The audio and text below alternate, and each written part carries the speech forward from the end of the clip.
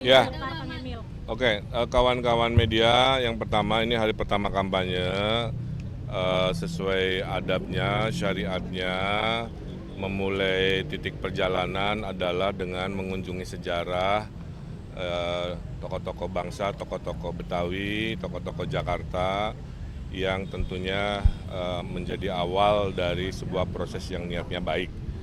Bangsa yang besar adalah bangsa yang menghargai sejarahnya. Dan Bung Karno pernah bilang, jangan sekali-kali melupakan sejarah, never leave history, kata beliau. Atau singkatannya adalah jas merah.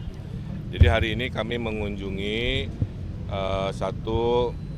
almarhum Bapak Husni Tamrin, tokoh pergerakan, tokoh Betawi, tokoh Jakarta, yang dan juga pahlawan nasional. Kemudian ada Ibu Fatmawati selaku ibu negara saat proklamasi dikumandangkan, yang kebetulan dimakamkan di sini. Kemudian ada pahlawan nasional, komposer paling luar biasa dalam sejarah Republik, 200-an lagu digubah oleh beliau, yaitu Ismail Marzuki, yang kehormatannya dimuliakan oleh Pak Ali Sadikin, dijadikan Taman Ismail Marzuki yang kemarin saya datangi juga. Kemudian tokoh-tokoh budaya dari Betawi yang sangat terkenal dan juga favorit kita semua, almarhum Bapak Haji Benyamin Sueb, ya, dengan lagu-lagunya. Saya masih ingat dengan Ida Royani dulu ya, favorit lagu saya. Kemudian juga terakhir kita mengunjungi Haji Lulung, salah satu tokoh modern yang juga tokoh Bamus Betawi, yang tentunya sejarah-sejarah ini akan menjadikan dasar pasangan Ridho menggunakan pengalaman sejarah untuk mendesain masa depan. Ya. Tidak ada hari ini tanpa masa lalu dan tidak ada masa depan tanpa hari ini. Jadi hari ini datang dari kerja-kerja masa lalu para pahlawan, dan masa depan insya Allah kita desain lebih baik karena berkaca pada isu hari ini. Dari Pak Husni Tamrin mengajarkan kita untuk mencintai orang miskin, memperbaiki kampung-kampung, ya. Itulah kenapa inspirasi perbaikan kampung-kampung yang tidak semuanya harus dipindahkan, cukup ditata, akan menjadi program pasangan Ridho juga. Kenapa di RW-RW kita akan memberikan dana 200 juta per tahun buat RW, kemudian insentif atau gaji RT RW kita naikkan setinggi-tingginya, kan? Itu adalah bagian dari agar pembangunan di wilayah kampung RW itu bisa dilaksanakan secara demokratis dan maksimal. Dari Ibu Fatmawati kita belajar tentang keteguhan dalam perjuangan, ya, di mana-mana supaya nilai keluarga itu menjadi sebuah nilai yang kita inginkan warga Jakarta itu bahagia.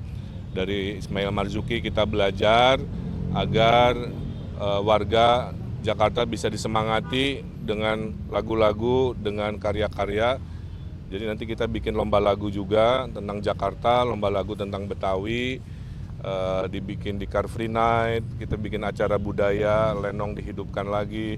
Itu adalah semata-mata penguatan, ya. Dan juga dari Haji Lulung kita belajar untuk selalu orisinil, selalu apa adanya.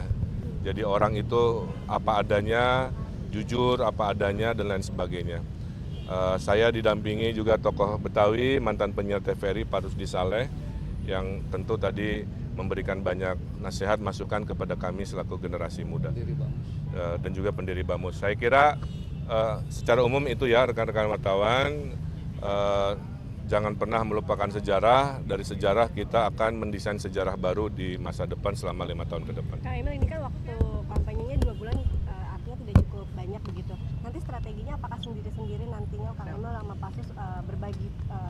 Ya, kami tidak akan selalu bersama dengan Pasus ya, karena tujuannya kan menjangkau masyarakat sebanyak-banyaknya. Kalau kami selalu bareng, nanti jangkauannya terlalu terbatas. Tapi kalau kami berbagi tugas, saya ke utara, Pasus ke selatan, bahkan istri-istri kami juga nanti akan turun, tidak barengan dengan kami juga di waktu-waktu tertentu, semata-mata untuk menyampaikan bahwa pasangan Ridho sangat mencintai warga Jakarta dengan solusi-solusinya ya. Kurang lebih ada 70 solusi kita hadirkan Karena memang sebanyak itulah permasalahan yang kita petakan. Untuk Pasus sendiri Pak, Ya itu mah otomatis semua orang Jakarta pegang HP. Kalau kita kampanyenya hanya modal baliho tidak akan pernah cukup. Karena beda dengan daerah lain. Karenanya kampanyenya fokus di Pasus. Silakan. Pasus untuk tadi kan Kang Emil mengatakan pemetaannya bagi wilayah begitu. Untuk Pasus sendiri nanti akan khusus seperti apa sih untuk kampanyenya? Ya nanti akan tentu saja akan diatur oleh tim kampanye ya. Jadi kita mengikuti jadwal yang sudah dirancang dengan detail kemana saja belusukannya ya. Jadi semuanya itu sudah diatur oleh tim. Kami nanti mengikuti saja jadwal yang sudah diatur oleh tim. Oke, terakhir. Kang Emil, tadi Kang Emil bilang kan Pak M.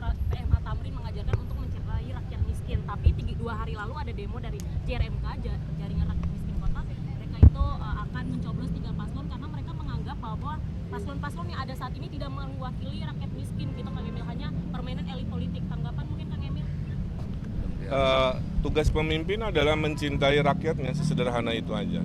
Bahwa proses memilih pemimpinnya ada yang suka, tidak suka, didukung, tidak didukung, itulah demokrasi. Ya, demokrasi itu tidak dipaksakan, tapi sekalinya takdirnya hadir kepada 1 dari 3 kami ini menjadi pemimpin, kami akan mendukung dan kami khususnya ridho kalau takdirnya ada, akan mencintai warga miskin. 1 tadi, ada program kredit tanpa bunga berbunga tanpa agunan, sudah saya kerjakan sewaktu saya memimpin di daerah sebelumnya. 30.000 warga miskin yang tidak punya agunan bisa mendapatkan usaha dari 500.000 sampai 10 juta kan. Program RW yang selama ini jauh dari balai kota, kita tambahin, kita hadirkan program yang saya bilang 200 juta per RW. RT RW yang kerja keras luar biasa, kita naikkan nanti penghasilannya setinggi-tingginya yang memungkinkan kan. Dan kekumuhan kita tata tidak harus selalu dipindahkan. Jadi itulah kecintaan kami kepada warga yang paling harus kami lindungi sebagai pemimpin, yaitu golongan menengah bawah. Oke, terima kasih. Hatur nuhun. Assalamualaikum. Kang Emil, makasih masuk.